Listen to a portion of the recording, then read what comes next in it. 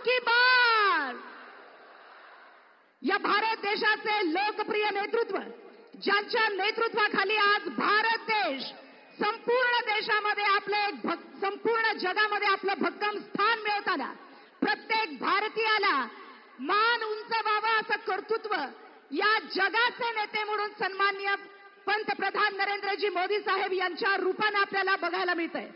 बुलंद विकास पुरुष, कर्मयोगी, प्रखर राष्ट्रभक्त, दूरदृष्टीचे जननायक आणि अब की बार 400 पारचा नारा घेऊन सर्वसामान्यांचं सरकार पुन्हा एकदा भारतामध्ये यावं यासाठी महत्वपूर्ण लढा, आपल्याच माणसांवरती अन्याय करणाऱ्या आपल्याच माणसांच्या विरुद्धचा हा लढा सन्मान्य नरेंद्रजी मोदी साहेब यांच्या नेतृत्वाखाली आपण करतोय. मी पुन्हा एकदा माढा लोकसभेचे भाजपाचे आणि महायुतीचे अधिकृत उमेदवार सन्माननीय रणजितसिंहजी निंबाळकर साहेब यांच्या प्रचारार्थ आयोजित केलेल्या या विजयी संकल्प सभेला संबोधित करणारे सन्माननीय नरेंद्रजी मोदी साहेब यांचं मनपूर्वक स्वागत करते आणि या प्रसंगी त्यांचा सन्मान, त्यांचं स्वागत संपूर्ण धनगर समाजाच्या वतीनं या ठिकाणी संपन्न होतोय. ज्यांनी काल धनगर समाजाचा फेटा, काठी आणि घोंगडं नाकारलं, त्याच फेटा आणि काठी घोंगड्यानं पंतप्रधान नरेंद्रजी मोदी साहेब यांचं स्वागत धनगर समाजाच्या वतीनं इथं होतंय आणि हा सन्मान करतायत आमदार गोपीचंद पडळकर, सन्माननीय आप्पासाहेब देशमुख, सन्माननीय सोमनाथ ताता वाघमोडे आणि अर्जुनजी काळे. धनगर समाजाच्या वतीनं सन्माननीय पंतप्रधान नरेंद्रजी मोदी साहेब यांचा यथोचित सन्मान, त्यांचा आदरातिथ्य इथं होतंय. बोला येळकोट येळकोट, येळकोट येळकोट. आणि यानंतर सन्माननीय पंतप्रधान साहेबांचा यथोचित सन्मान लाखोंच्या संख्येनं श्रद्धास्थान असणाऱ्या, महादेवाचा अवतार असणाऱ्या बाळू मामाची मूर्ती देऊन सुद्धा इथं सन्मान होतोय. मी सन्माननीय आजच्या या कार्यक्रमाचे सर्वच मंचावरती उपस्थित असणारे महायुतीचे पदाधिकारी आपल्याला विनंती करते, महादेवाचा अवतार म्हणून गणल्या गेलेल्या आणि लाखोंच्या भक्तांच्या साक्षीनं बाळू मामांची मूर्ती आपण इथं देतोय आणि त्याचबरोबर संपूर्ण भारताचा आर्थिक कणा ज्याच्यावरती आधारलेले असे शेतकरी आणि बैलगाडा देऊन सुद्धा सन्माननीय प्रधानमंत्री साहेबांचा सन्मान होतोय. आमदार बबनदादा शिंदे, आमदार संजय मामा शिंदे आणि उपस्थित सगळ्या मान्यवरांच्या शुभ हस्ते हा सन्मान इथं संपन्न होतोय. मी पुनश्च एकदा विनंती करते, आमदार बबनदादा शिंदे, आमदार संजय मामा शिंदे, आमदार ॲडव्होकेट शहाजी बापू पाटील, सन्माननीय आमचे परिचारक साहेब, सन्माननीय आमच्या मंचावरती उपस्थित असलेल्या सगळ्याच मान्यवरांच्या शुभ हस्ते हा सन्मान सन्माननीय पंतप्रधान नरेंद्रजी मोदी साहेब यांचा इथं होतोय. आमदार गोपीचंद पडळकर, आमदार जयकुमार गोरे, आमदार परिचारक साहेब आणि मंचावरती उपस्थित असलेल्या सगळ्याच मान्यवरांच्या शुभ हस्ते इथं होत आहे. बोला जोरदार टाळ्याने आपण पुन्हा एकदा आपल्या लाडक्या पंतप्रधानांचं इथं स्वागत करूया आणि मी त्यांचं पुन्हा एकदा स्वागत करते. आणि यानंतर जशी वारकऱ्यांच्या भक्तीशिवाय पंढरीचा पांडुरंग नाही, जशी वारकऱ्यांच्या भक्तीशिवाय पंढरीचा पांडुरंग नाही, तसंच फडणवीस साहेबांच्या नेतृत्वाशिवाय महाराष्ट्राचा विकास नाही. आणि अशा या महाराष्ट्राच्या विकासाचा ढाढ्यामाग महाराष्ट्र राज्याचे लाडके उपमुख्यमंत्री नामदार देवेंद्रजी फडणवीस साहेब आपल्याला संबोधित करतायत. जोरदार टाळ्यांनी आपण स्वागत करूयात सन्माननीय फडणवीस साहेब. भारत माता की, भारत माता की, छत्रपती शिवाजी महाराज की, धर्मवीर छत्रपती संभाजी महाराज की, येळकोट येळकोट. बाळू मामाच्या नावानं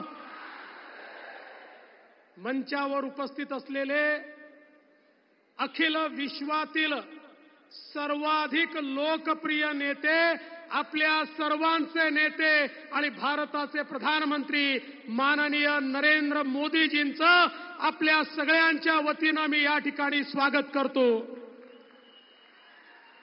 मंचावर उपस्थित आपले लोकप्रिय उमेदवार रणजितसिंह नाईक निंबाळकर, नीलमताई गोरे, जयकुमार गोरे, बबनदादा शिंदे, प्रसादजी लाड, गोपीचंदजी पडळकर, संजय मामा शिंदे, शहाजी बापू पाटील, प्रशांत मालक परिचारक, सदाभाऊ खोत, रश्मीताई बागल, संजीवनीताई पाटील, दिलीपराव येळगावकर, जयंतराव जगताप, दौलतनाना शितोळे, राजकुमार नाना पाटील, चेतनसिंग केदार, दीपक आबा साळुंके, जयकुमार शिंदे, कल्याणराव काळे, शिवाजीराव सावंत, सोमनाथजी वाघमोडे, दादासाहेब उराडे, चंद्रकांत कोकाटे, शिवरूप राजे, त्याचप्रमाणे शरद बापू, विक्रम कदम, सर्वच या ठिकाणी उपस्थित मान्यवर आणि उपस्थित माझ्या सर्व माता भगिनी आणि बंधूंनो, खरं म्हणजे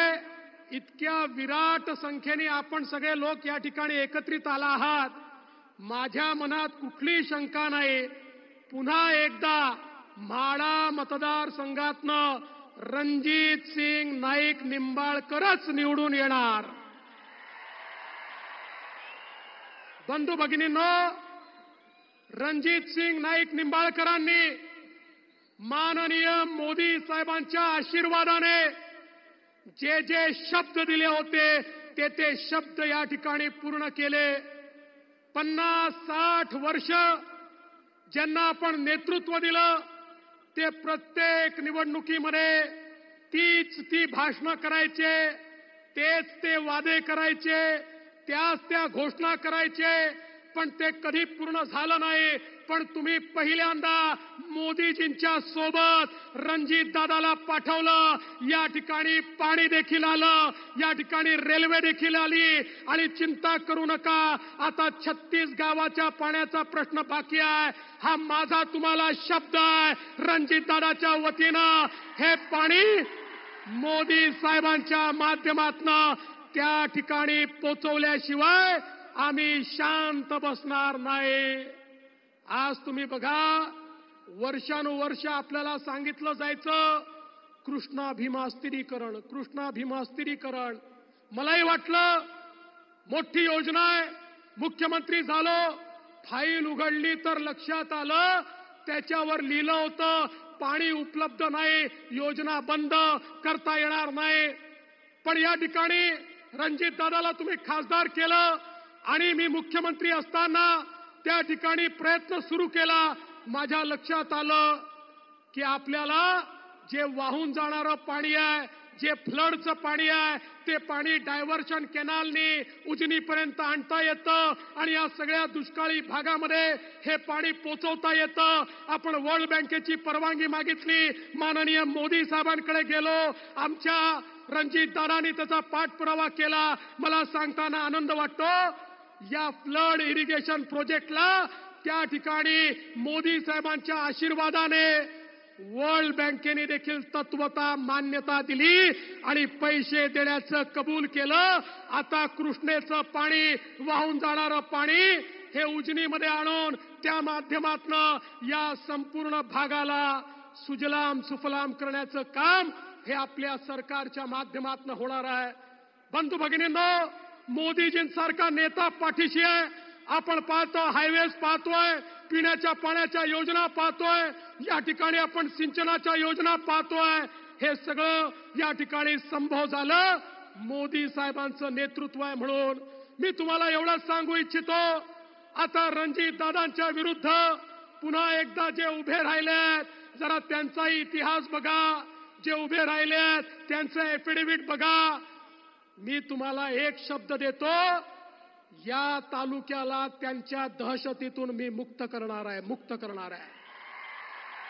सामान्य माणसाला जो त्रास आहे, ज्या जमिनी बळकावल्या गेल्यात, जे लोकांचे खून झालेत, जे लोकांवर हल्ले झालेत, ज्या प्रकारे लोकांना प्रताडित केलंय, हे सहन केलं जाणार नाही. ही लोकशाही आहे, ही ठोकशाही नाही आहे. इथे अशा प्रकारे ठोकशाही ही चालू दिली जाणार नाही. बंधू भगिनींनो, मध्यंतरीच्या काळामध्ये सोलापूरला शरद पवार साहेब, सुशील कुमार शिंदे साहेब आणि विजयदादा एकत्रित आले आणि एकत्रित येऊन सांगितलं, आम्ही 30 वर्षांनी एकत्रित आलो आहे, पुढच्या पिढीच्या भविष्याकरता एकत्रित आलो आहे.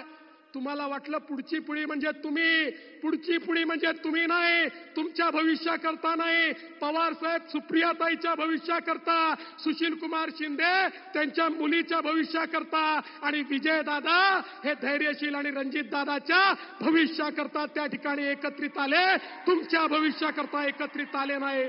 आज आमचा रामोशी समाज या ठिकाणी आहे, एक प्रामाणिक समाज आहे. या समाजाला ज्या प्रकारे वापर करून या समाजाचं या ठिकाणी अधपतन करण्याचा जो प्रयत्न झाला, आता त्याचाही मुकाबला केला जाईल आणि रामोशी समाजाच्या पाठीशी, धनगर समाजाच्या पाठीशी आणि सर्व समाजाच्या पाठीशी पूर्ण आमची महायुती उभी राहील एवढंच सांगतो. पुन्हा एकदा आपल्या सगळ्यांच्या वतीनं माननीय मोदी साहेबांचं या ठिकाणी स्वागत करतो आणि रणजित दादांना पुन्हा दिल्लीला पाठवा. कमळाचं बटन दाबलं, वोट केवळ रणजित दादांना मिळत नाही, तुमचं वोट थेट मोदी साहेबांना मिळतं. त्यांना मतदान करण्याकरता रणजित दादांना निवडून द्या एवढीच विनंती करतो आणि माझं बोलणं संपवतो. जय हिंद, जय महाराष्ट्र.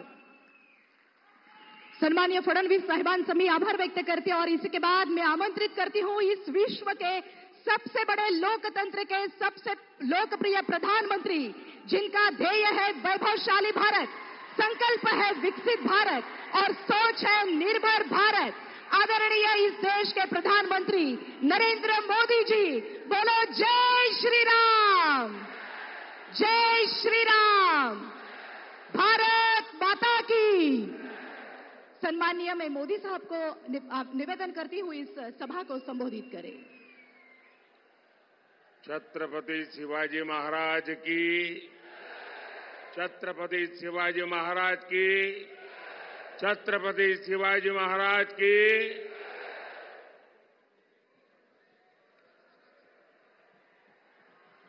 इथे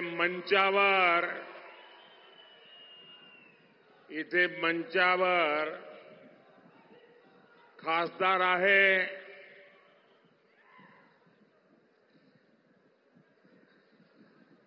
आणि एक कामदार सुद्धा आहे.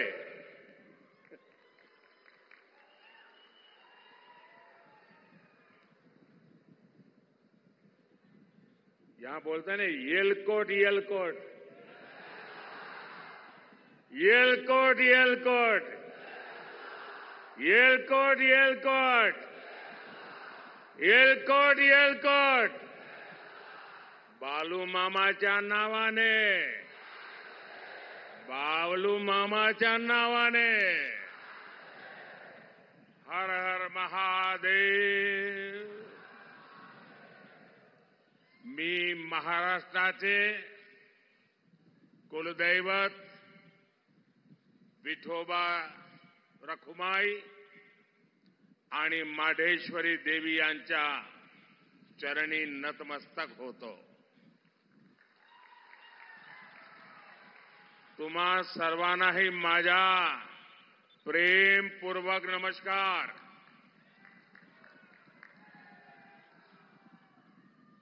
छत्रपति शिवाजी महाराज की इस पवित्र भूमि को मैं श्रद्धापूर्वक नमन करता हूं. ये धरती संतों की है. वारकरी संप्रदाय, अनेक संतों का आशीर्वाद हम सबके ऊपर है. उनकी प्रेरणा से आज मोदी विकसित भारत के लिए आपसे आशीर्वाद मांगने आया है. सबसे पहले तो मैं क्षमा मांगता हूं. क्षमा इस बात की कि हमारे देश के पॉलिटिशियनों ने ऐसी आदत डाली है कि सभा अगर 11 बजे घोषित होती है तो नेता 1 बजे आता है,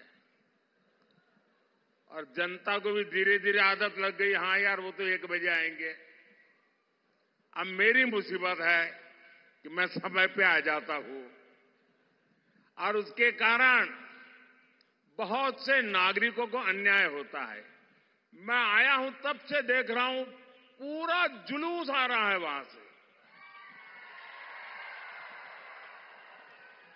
अब इतनी बड़ी तादाद में जो लोग आ रहे हैं, मैं उनको मेरी बात नहीं कह पाऊंगा, इसलिए जो अभी पहुंचे नहीं हैं, मैं उनके भी पहले से क्षमा मांगता हूं, क्योंकि आगे के कार्यक्रम में जाने के लिए मैं अपनी बात करके चला जाऊंगा। तो आप कृपा करके मुझे क्षमा कीजिए। आप इतने दूर दूर से आते होंगे, गांवों से आते होंगे और इस सभा के लिए आते होंगे, लेकिन मेरी कठिनाई है कि मैं आपके दर्शन किए बिना आगे निकल जाऊंगा। तो मैं क्षमा मांग करके मेरी बात शुरू करता हूं। लेकिन साथियों, ये जो हुजूम मैं देख रहा हूं, वहां धूप में भी इतने लोग खड़े हैं, ये प्यार, ये बहुत बड़ी ताकत होती है जी। इतनी बड़ी तादाद में माताएं बहनें आशीर्वाद देने आए, जीवन में इससे बड़ा सौभाग्य क्या होता है जी। पिछले 10 साल में आपने जब से मुझे काम दिया है, अपने शरीर का कण कण और समय का पल पल सिर्फ और सिर्फ नम्र भावपूर्वक आपकी सेवा में लगाया है।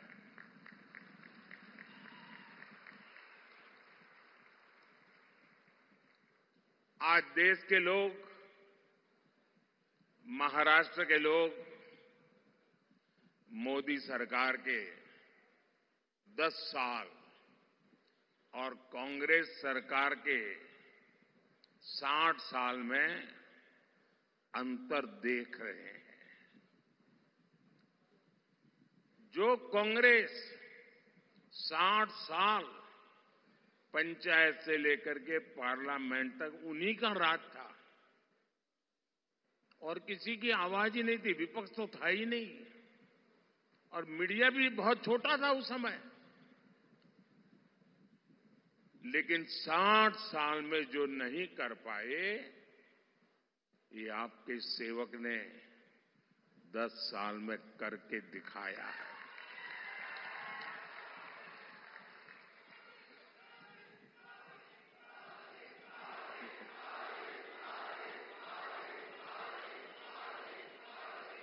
पिछले 60 साल में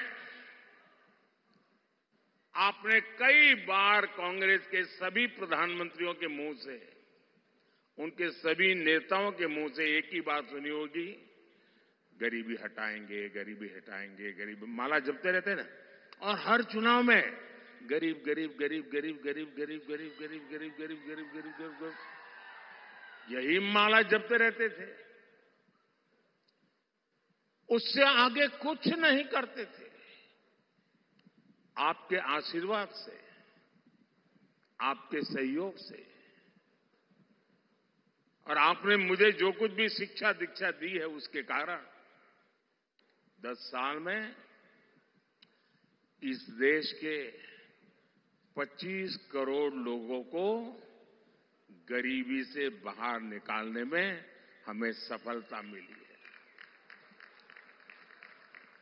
भाइयों बहनों, आप मुझे बताइए, कोई अगर गरीबी से मुक्त होता है तो आपको अच्छा लगता है कि नहीं लगता है? कोई गरीब का भला हो तो आपको अच्छा लगता है कि नहीं लगता है? जरा माताएं बहनें बताएं, अच्छा लगता है कि नहीं लगता है? अच्छा लगता है। अगर किसी को गरीबी से बाहर निकालते हैं तो हमें पुण्य मिलता है कि नहीं मिलता है? पुण्य मिलता है कि नहीं मिलता है? ये 25 करोड़ लोग गरीबी से बाहर निकले तो इसका पुण्य किसको मिलेगा? इसका पुण्य किसको मिलेगा? इसका पुण्य किसको मिलेगा?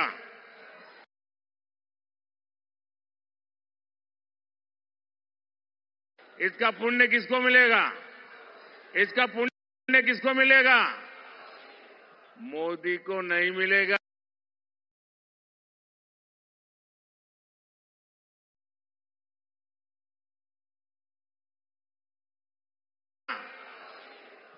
मोदी को नहीं मिलेगा।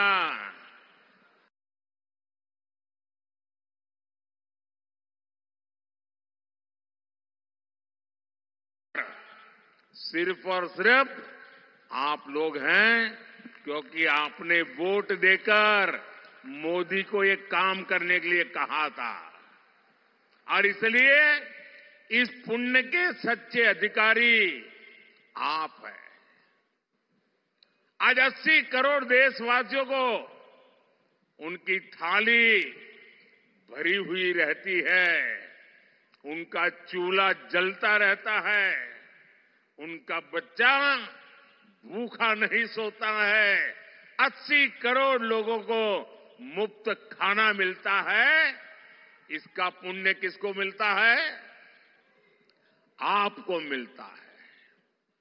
आपने मोदी को वोट देकर के ये पुण्य कार्य करने के लिए भेजा है। साथियों, जब देश में मजबूत सरकार होती है तो उसका ध्यान वर्तमान के साथ ही भविष्य की योजनाओं पर भी होता है। यही सोचकर आज भाजपा सरकार रेल, रोड, एयरपोर्ट पर अभूतपूर्व खर्च कर रही है। जितना कांग्रेस सरकार ने अपने 10 साल में खर्च किया, उतना आज हम 1 साल में खर्च कर रहे हैं। तभी तो आज आप हर तरफ आधुनिक इंफ्रास्ट्रक्चर देख रहे हैं। इसका सीधा लाभ भगवान विट्ठल की इस धरती को भी हो रहा है। यहां पालकी मार्ग हो, रेलवे का काम हो, एयरपोर्ट का काम हो, ऐसे हर काम पर महायुति की हमारी सरकार तेजी से काम कर रही है। भाइयों और बहनों, महाराष्ट्र की जनता जब प्यार देती है, जब आशीर्वाद देती है, तो कोई कसर नहीं छोड़ती है। लेकिन अगर कोई अपना वचन पूरा नहीं करता तो महाराष्ट्र की जनता उसे भी बराबर याद रखती है। रखती है कि नहीं रखती है? और हिसाब बराबर समय आने पर चुकता करती है कि नहीं करती है? अब देखिए, 15 साल पहले एक बहुत बड़े नेता यहां चुनाव लड़ने के लिए आए थे। कहते हैं कि तब उन्होंने डूबते सूरज की शपथ लेकर कहा था कि यहां सूखे से प्रभावित क्षेत्रों तक पानी पहुंचाएंगे। उन्होंने पानी पहुंचाया क्या? पानी पहुंचाया क्या? पानी पहुंचाया क्या? याद है ना? याद है ना? अब उनको सजा देने का समय आ गया है। एक वो दिन था और एक आज का दिन है। वो यहां से चुनाव लड़ने की हिम्मत नहीं जुटा पाए।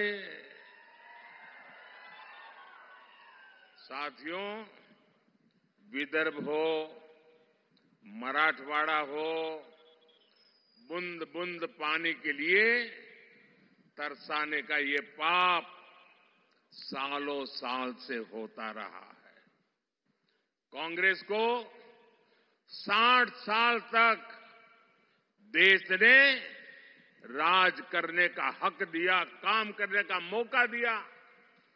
60 साल में दुनिया के अनेक देश पूरी तरह से बदल गए, लेकिन कांग्रेस किसानों के खेत तक पानी भी नहीं पहुंचा पाई। 2014 में देश में 99 सिंचाई योजना ऐसी थी, करीब 100 सिंचाई ऐसी योजनाएं थी जो कई कई दशकों से लटकी पड़ी थी। इसमें भी सबसे ज्यादा 26 परियोजनाएं महाराष्ट्र की थी। सोचिए कितना बड़ा धोखा इन लोगों ने महाराष्ट्र को दिया है। साथियों, हर खेत में पानी पहुंचाना, हर घर तक पानी पहुंचाना, ये मेरे जीवन का बहुत बड़ा मिशन है। 2014 में सरकार बनने के बाद मैंने पूरी शक्ति इन सिंचाई परियोजनाओं के ऊपर लगा दी। आज कांग्रेस की लटकाई वो करीब करीब 100 सिंचाई परियोजनाओं से 63 परियोजनाएं पूरी हो चुकी है। जिस नीलवांडे डैम का इंतजार 50 सालों से हो रहा था, उसे हमने पूरा करवाया। गोसीखुर्द परियोजना का ज्यादातर काम एकनाथ जी, अजित दादा और देवेंद्र जी की टीम तेजी से पूरा कर रही है। हमारी सरकार 5 साल में ही 11 करोड़ से ज्यादा घरों तक नल से जल पहुंचा चुकी है। 10 साल में माइक्रो इरिगेशन का दायरा भी 2 गुने से अधिक बढ़ा है। इसका लाभ यहां केले की पैदावार से जुड़े किसानों को भी हो रहा है। साथियों, जब देश की आजादी के 75 साल हुए, इतना बड़ा उत्सव था, कोई और नेता होता तो क्या करता? कोई एक बड़ा स्तंभ खड़ा कर देता, उस पर अपना नाम लिखवा देता, कोई ऐसी चीज बना कर देगा खुद के नाम पर जड़ देता। लेकिन देश जब आजादी के 75 साल मना रहा था, तब मोदी को खुद के लिए कुछ करने का विचार नहीं आया, सरकार का नाम कमाने का विचार नहीं आया। तब मैंने संकल्प लिया था कि देश के हर जिले में 75 साल के निमित्त 75 अमृत सरोवर बनवाऊंगा। अमृत सरोवर अभियान के तहत अनेकों अमृत सरोवर देश के हर जिले में बने हैं। ये अमृत सरोवर मेरे दिमाग में मेरा किसान था, मेरे दिमाग में खेत था, मेरे दिमाग में सूखे खेतों को पानी पहुंचाने का एक संकल्प था। ये अमृत सरोवर आज की नहीं, बल्कि आने वाली पीढ़ियों को भी बहुत काम आने वाले हैं। साथियों, ये हमारा महाराष्ट्र तो सहकारिता की धरती है। यहां के हमारे शुगर कोऑपरेटिव की किसानों को सशक्त करने में बहुत बड़ी भूमिका रही है। मोदी देश की पूरी ग्रामीण अर्थव्यवस्था में सहकारिता के दायरे को बढ़ाने के लिए प्रतिबद्ध है। इसलिए 2019 में जब आपने फिर पूर्ण बहुमत की सरकार बनाई, तो हमने पहली बार देश में सहकारिता के लिए अलग मंत्रालय बनाया, अलग मिनिस्ट्री बनाई। हमने देश भर में 10,000 किसान उत्पादक संघ एफपीओ बनाने का अभियान शुरू किया, जिसमें से 8,000 बन भी चुके हैं। यहां महाराष्ट्र में एफपीओ शानदार काम कर रहे हैं। ऑनलाइन बिक्री से लेकर एक्सपोर्ट तक यहां के हमारे किसान उत्पादक संघों का दायरा लगातार बढ़ रहा है। ये हमारी पीएसएस, उनको भी मजबूत किए जा रहा है। इनको सरकार की अनेक दूसरी योजनाओं की सेवाएं देने के लिए भी तैयार किया जा रहा है। आने वाले 5 वर्षों में सरकार का लक्ष्य 2 लाख सहकारी समितियां बनाने का है। साथियों, आप सभी जानते हैं कि जो छोटा किसान होता है, उसके पास भंडारण की पर्याप्त सुविधा नहीं होती है। इसलिए उसे मजबूरी में कम दाम पर अपनी उपज बेचनी पड़ती है। अब हमने दुनिया की सबसे बड़ी अन्न भंडारण योजना पर काम शुरू किया है। इसकी जिम्मेदारी भी सहकारी संस्थाओं को दी गई है। इससे किसान को अपने हिसाब से उपज मार्केट में लाने का विकल्प मिलेगा। बीजेपी ने अपने संकल्प पत्र में प्याज, टमाटर और आलू किसानों की उपज की भी चिंता की है। आने वाले 5 साल में देश भर में विशेष स्टोरेज क्लस्टर बनाए जाएंगे। इसका बहुत बड़ा फायदा महाराष्ट्र के प्याज किसानों को होगा। साथियों, ये अगाड़ी वाले किसानों को लेकर के बड़ी बड़ी बातें आज करते हैं। 2014 से पहले जब इनकी सरकार थी तब क्या स्थिति थी, एक किसानों को याद दिलाना मेरा दायित्व है। और मैं यहां किसी की आलोचना करने नहीं आया। मैं देश की जनता को, महाराष्ट्र की जनता को, मेरे देश के किसानों को सच्चाई से अवगत कराना चाहता हूं। 10 साल जब रिमोट कंट्रोल वाली सरकार चलती थी तब यहां के कद्दावर नेता देश के कृषि मंत्री थे। और क्या हुआ था, जब यहां के बड़े कद्दावर नेता दिल्ली में बैठे राज करते थे तो गन्ने का एफआरपी करीब 200 रुपये था। और आज मोदी के सेवा काल में गन्ने का एफआरपी 340 रुपये प्रति क्विंटल, यानी करीब करीब 350 रुपये। जब ये कद्दावर नेता वहां कृषि मंत्रित्व के नाते बैठे थे तब गन्ना किसान अपने एरियर के लिए शुगर कमीशन के ऑफिस का चक्कर लगाते थे। आज ऐसी स्थिति नहीं है। आज देश में करीब करीब 100% एरियर पेमेंट होता है। 2014 में गन्ने का एरियर पेमेंट 57,000 करोड़ रुपए का था और इस साल 1,14,000 करोड़ रुपए की पेमेंट हुई है। इसमें 32,000 करोड़ रुपए महाराष्ट्र के किसानों को मिले हैं। साथियों,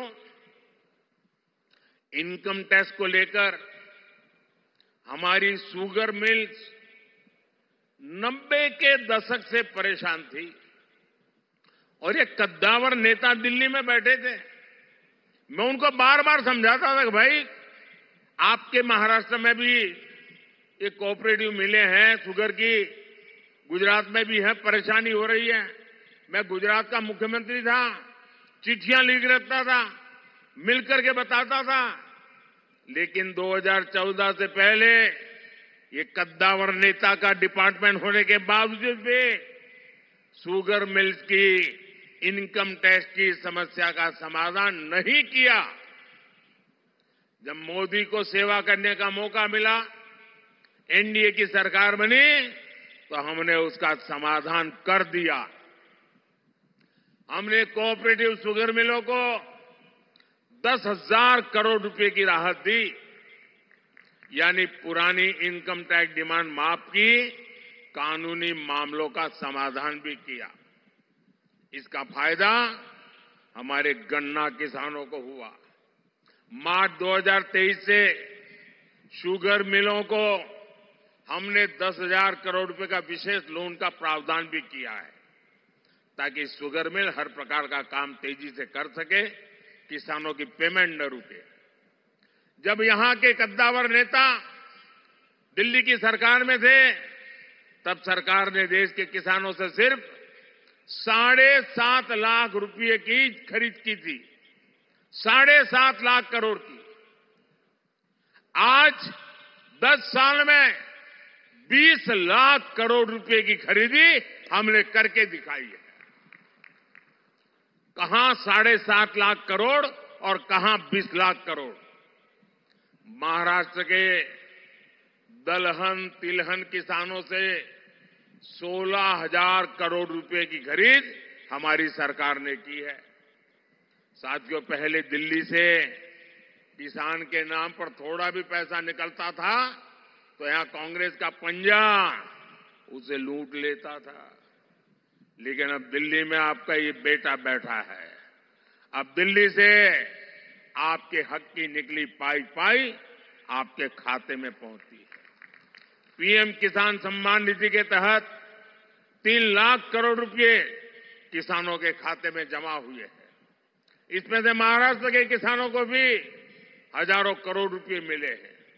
साथियों, बीते दशकों में किसानों ने अन्न की पैदावार में भारत को आत्मनिर्भर बनाया है। अब हमारा संकल्प है विकसित भारत में अन्नदाता विकसित भारत की ऊर्जा बने, अन्नदाता ऊर्जा दाता बने। 10 साल पहले देश में सिर्फ 40 करोड़ लीटर इथेनॉल उत्पादन होता था। अब देश में 500 करोड़ लीटर उससे भी ज्यादा इथेनॉल का उत्पादन होता है।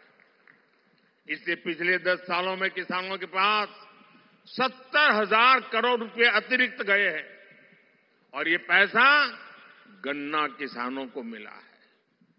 साथियों, हमने गोवर्धन योजना भी शुरू की है। एनडीए सरकार देश भर में गोवर्धन प्लांट लगा रही है ताकि पशुओं के गोबर से गैस से बिजली और किसानों की कमाई भी बढ़े।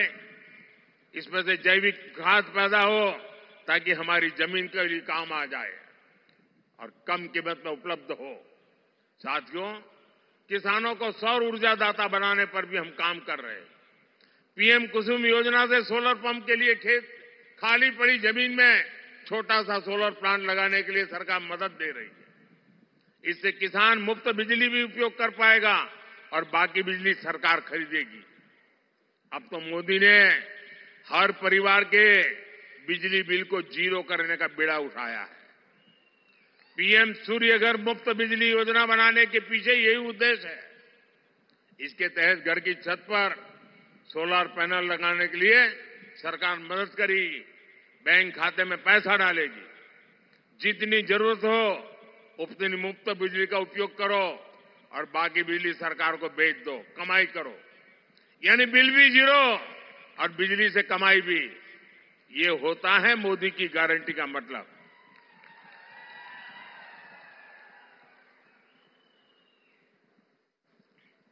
भाइयों बहनों, विकसित भारत बनाने में देश की नारी शक्ति की बहुत बड़ी भूमिका है।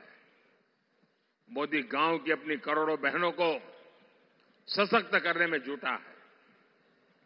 10 वर्ष में हमने 10 करोड़ बहनों को स्वयं सहायता समूहों से जोड़ा है। आज ये बहनें गांव की अर्थव्यवस्था को गति दे रही है। हमारे प्रयासों से कुछ समय के भीतर 1 करोड़ बहनें लखपति दीदी बनी है। आंकड़ा बहुत बड़ा है।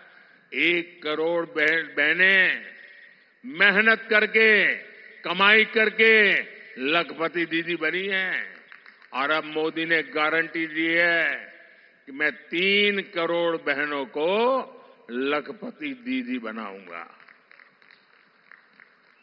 और तभी तो हिंदुस्तान कोने कोने से हर मां, हर बहन, हर बेटी एक ही बात कह रही है, फिर एक बार, फिर एक बार, फिर एक बार। भाइयों और बहनों, भाजपा के इन प्रयासों के बीच आपको कांग्रेस की एक्सरे मशीन के सावधान रहना है। कांग्रेस के नेता, कांग्रेस के साहजादे गली गली में घूम करके कह रहे हैं कि उनको मौका मिलेगा तो वो आपका एक्सरे निकालेंगे।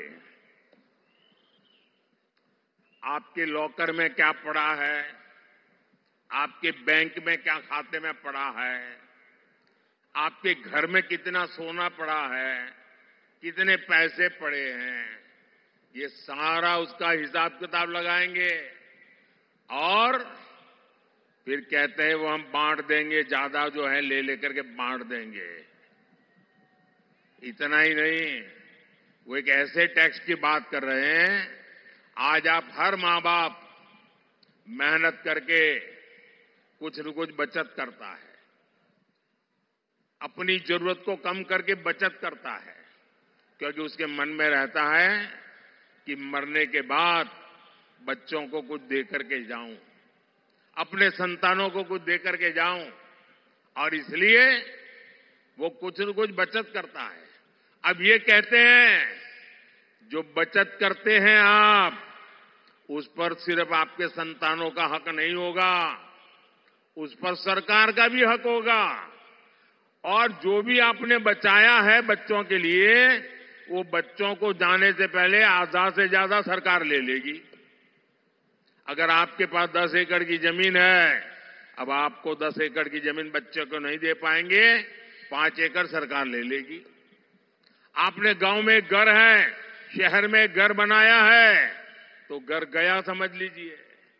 अब मुझे बताइए, आपको ऐसी सरकार चाहिए क्या जो आपकी मेहनत का पैसा लूट ले? ऐसी सरकार चाहिए क्या?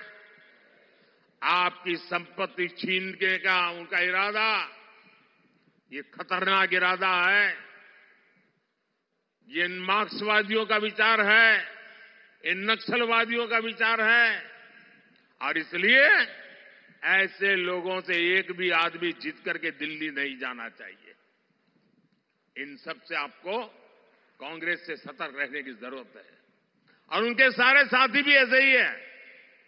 साथियों, आज अयोध्या में 500 साल के बाद भव्य राम मंदिर बना। राम मंदिर बनने से हर कोई खुश है।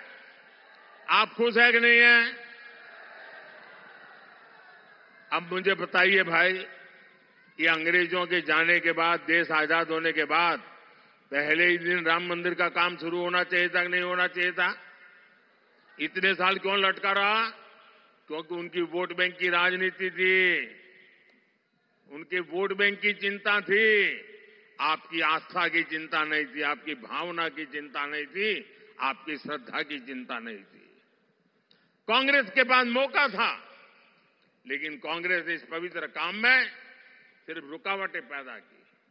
जिसकी राम में आस्था होगी वह ऐसे काम कभी नहीं कर सकता। कांग्रेस की राम में ना आस्था है और ही उसके पास ऐसा एहसास है, और उनके सारे चेले चपाटे भी यही है।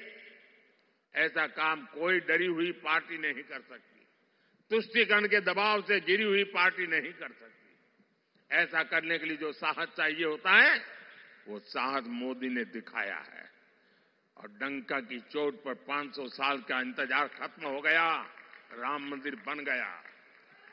और ये कहते थे राम मंदिर बनेगा तो आग लग जाएगी। कोई आग लगी क्या? मंदिर बना कि नहीं बना? और भाइयों बहनों, 500 साल के बाद जो सपना पूरा हुआ है ना, उसका कारण आपका एक वोट है, आपके वोट की ताकत है, जिसने 500 साल के इंतजार को खत्म किया है। इस पुण्य के हकदार आप हैं, जिनके वोट की वजह से पवित्र काम पूरा हुआ। भाइयों और बहनों, आपका वोट मजबूत भारत के लिए, एक मजबूत सरकार बनाने के लिए पड़ना चाहिए। अब मुझे बताइए, जिनके पास कभी 400 एमपी हुआ करते थे, वो पार्टी आज 250 पौने 300 लोगों को चुनाव नहीं लड़ा पा रही है। अगर सरकार बनानी हो तो 272 तो सीट चाहिए भाई। वो इतनी लड़ा नहीं रहे, तो सरकार बनेगी कैसे? जीतेंगे कैसे? और इसलिए जो सरकार बनाने के लिए लड़ ही नहीं रहे हैं, तो उनके लिए आपका वोट बर्बाद करने की जरूरत क्या है? और इसलिए मैं आपसे आग्रह कर रहा हूं कि आप वोट दे करके सरकार को मजबूत बनाइए। और आप जब वोट देंगे ना, वो वोट सीधा सीधा मोदी के खाते में जाने वाला है।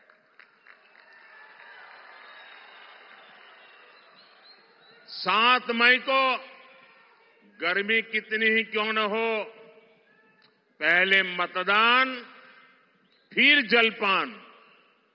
मतदान किए बिना जलपान नहीं करेंगे, ये हमें संकल्प करना है। 7 मई को मेरे साथी रंजीत नायक निंबालकर जी को आप जो वोट डालेंगे वो मोदी की शक्ति बढ़ाएगा। माढ़ा के लोगों से मेरा एक आग्रह और है, आप इनको तो जिताइए, लेकिन मेरा एक और काम करिए। यहां से जाने के बाद गांव में, मोहल्ले में, परिवार में सबको बताना कि अपने मोदी जी आए थे और मोदी जी ने आपको नमस्कार भेजा है, प्रणाम भेजा है। मेरा प्रणाम पहुंचा देंगे, सभी को मेरा प्रणाम पहुंचा देंगे। मेरे साथ बोलिए, भारत माता की, भारत माता की, भारत माता की। बहुत बहुत धन्यवाद। या महाविजय संकल्प सभेला संबोधित करणारे आदरणीय देशाचे लाडके पंतप्रधान नरेंद्रजी मोदी साहेब यांचं या ठिकाणी मी मनपूर्वक आभार व्यक्त करते। आणि या महाविजय संकल्प सभेला उपस्थित असणाऱ्या सन्माननीय रश्मी दीदी बागल यांना मी विनंती करते, त्यांनी कार्यक्रमाचं आभार प्रदर्शन व्यक्त करावं। आजच्या कार्यक्रमाच्या निमित्तानं आपल्या सगळ्यांचे नेते आदरणीय नरेंद्रजी मोदी भाई यांनी आज आपल्या इथे येऊन मनोगत व्यक्त केलं, आपल्या सगळ्यांना आशीर्वाद दिला, आपल्या सगळ्यांना आपला नमस्कार पोहोचवण्यासाठी सांगितलं। मी त्यांचे मनपूर्वक आभार व्यक्त करते। त्याचबरोबर महायुतीच्या सर्वच घटक पक्षाच्या सर्व सहकाऱ्यांचे इथं आल्याबद्दल आभार व्यक्त